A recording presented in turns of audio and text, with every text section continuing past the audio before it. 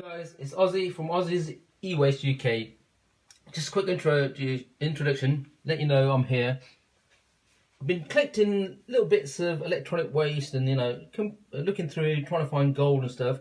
I've had quite a few people ask me why and how you do it in UK. They've been looking on YouTube, and there's quite a few stuff on YouTube about America and Australia and places like that, where literally you can go around the corner and sell it, it's not a problem. So what I thought was I'll go through some of the stuff I've been collecting, and then hopefully there'll be people out there that might get interested in it, and I can then carry on from there. Okay guys, this is a circuit board. You find them in computers, laptops, printers, even washing machines. I'll show you one that I've got from washing machine. So this is from washing machine. As you can see, there's not a lot of gold in it. There's a little bit on the end here. There's a little bit on the end here, connector, and you got the gold in the middle. The reason they use gold is a very good conductor, so you're not going to have problems with connection. Okay, so even a washing machine is worth looking at.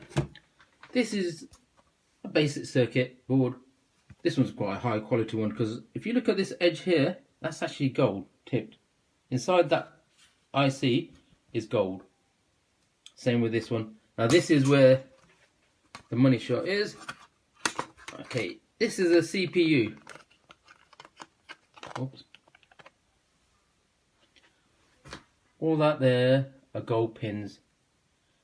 With this, you can sell it as it is. Depending on the quality and the size, you can get good money for this. It could be a couple of pounds to 15, 20 pounds. Or you can process it. So you use chemicals like hydrochloric acid and nitric acid and some others, and you can process gold out of this. Worth keeping hold of. The rest of the stuff on here. So all of these pins in here are gold plated. These pins here gold plated. All this is gold plated. You may have some silver ones, the silver plated ones here. Then you have little components, resistors, capacitors. We'll go through them later on. Plus then you've got bits of copper. Yeah? So this is the kind of stuff that I've been taking apart. You can sell this as it is. I've found a company that will buy boards as they are. They'll buy CPU, separate prices. They'll buy connectors. But you're not going to get as much as you would if you took it all apart and then either processed it yourself or found a company that will buy the separate components. Okay, the circuit board. This is some of the stuff that I've been taking off the circuit board. ICs. These are the ones with the gold ends on them. If you take them apart, this is what a lot of them are like inside. So that all that shiny part is actually gold. Very thin layer. Very, very thin layer. Take quite a lot to process, but they're worth looking into. These are the ICs that are complete. Don't look like much, but if you break it inside, they have like a copper ring, and then you'll have strands of gold, either plating or very, very thin solid gold coming off them. It's quite a lot to process these, but it can be done. As I mentioned before, you got your connectors. Yeah, all the shiny parts, gold plated. Not very thick, but it soon adds up. You've got your phone connecting. Oops, sorry. Yeah. Little strands, gold plated. And then, same again, gold plated. These fingers, I've cut them off the board. The board was quite big, but that's all there was on there. It's easier to cut them off, easier for processing. These are tantalum capacitors. Tantalum's precious metal. It's on the periodic table.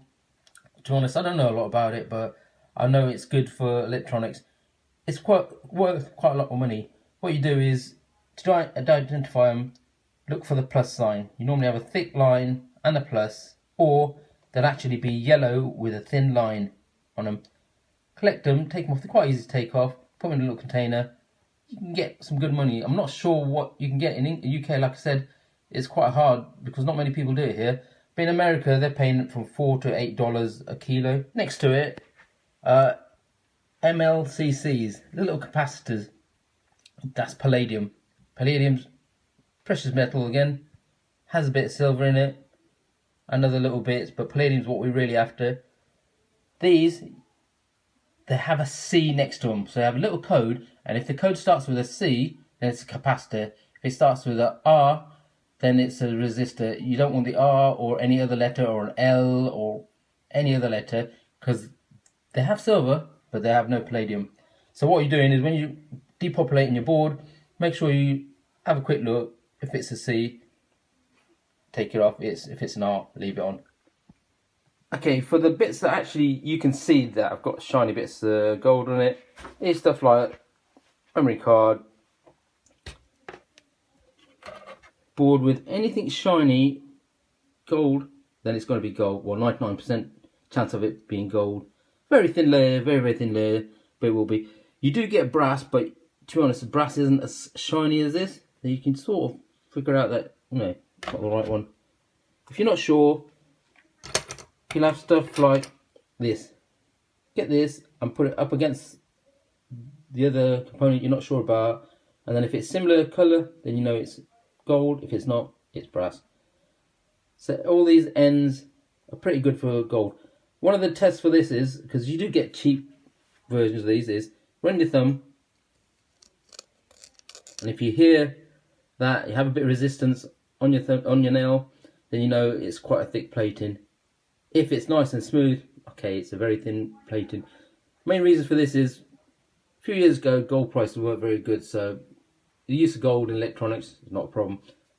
At the moment, it's nearly £40 plus for 24 karat gold. So the electronic companies out there, they're cutting down, they're trying their best. What they normally do is they have the bottom copper and then coat it with gold. So as you can see, it's just different parts of the board with gold. Anything you see that's shiny, just put it away. Mobile phones. Mobile phones are pretty good, because if you look at this one, it's literally everything that's shiny is gold. And on the back, the older the phone, the more gold. The newer the phone, less gold. It's just basic mathematics. So all the phones you've got stuck away in the drawer that are sitting there, you're never going to use it. Most of them are broken. Take them apart. You can sell them as they are. So let's just say this phone here, if I'd left it complete, I'd probably got about £1 for it. But as it is now, I've got a couple of bits to take off. You're looking at about £2 just for that bit there. It's worth doing. So get all them out. It's a good start. The biggest question I've been asked from people that want to get into this is, where do you get your electronics from? Your computers and laptops? Because it's not that easy to find them in the street. What I do is I ask everyone. So the guys at work, I've been asking them, if you got anything, give me it. I'll take it apart. Bit of a hobby. Neighbours, I've asked all my neighbours. I've even done a quick flyer off the printer to literally where I live, the area where I live, and said, anything you got, give me it. I'm taking it apart. I'm going to be on YouTube so that at least you know I'm not doing anything dodgy with it. So that's what I say. Ask. If you drive past the skip or drive past someone's house and someone's left, I don't know, a printer next to the bin, knock on the door. That way you're not going to get into trouble. Ask him if you can take it apart. As you can see, this is my first attempt at YouTube, and it's not brilliant. Hopefully as I go along it'll get a lot better. All I ask is, please like, please subscribe, and hopefully that'll help me get better and better. What I'm going to be doing in the next few videos is taking some parts apart, of some computer and electronics apart, show you how easy it is. I'll do a time lapse so it won't be too boring, and then I'm still in the process of finding places where I can get this stuff sold. So as soon as I find out in the UK, I'll let you guys know. Any questions, leave them in comments. Cheers.